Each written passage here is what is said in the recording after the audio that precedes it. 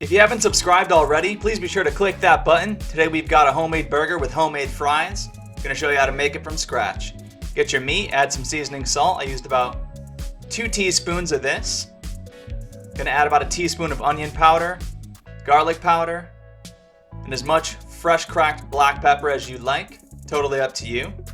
I like a lot, but again, totally up to you. You gotta mush this burger all together using your hands. And once you've got it thoroughly squished together, I'm gonna actually tenderize the meat a little bit with my fist. This just makes the burgers a little more tender, and you want it to look like one big meatloaf essentially. Roll it up into a ball. We're gonna be measuring each one to make sure they're perfectly even. They're gonna be 6 ounces each,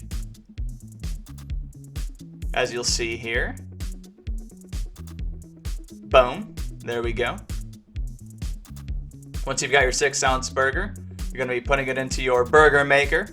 You can get one of these at Walmart or really anywhere for a couple dollars. I think this was about $4. You've got these looking perfect. If you don't cook these right away, you can just put these in a freezer bag and freeze them for about a month. Going to be doing them one by one.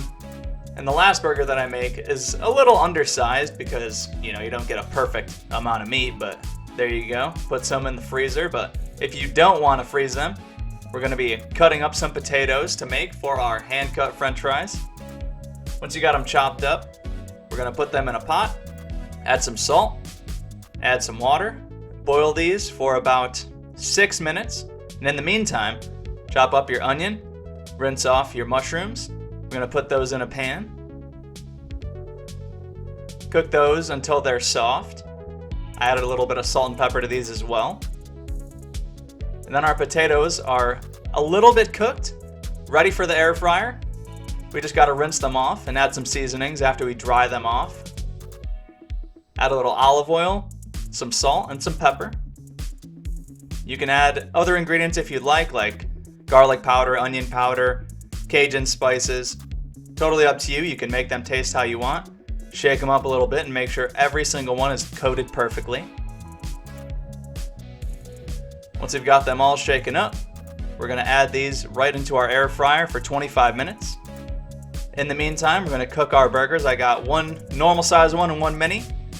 You're only going to have to cook these for about a minute or 2 on each side. Once I got them flipped, I add our veggies to the top, add some cheese, and then I'll end up turning the heat off, letting the cheese melt in there. And that's really our last step other than grabbing out those fries. So let's put it all together. We've got our bed of lettuce, putting our burger right in the middle.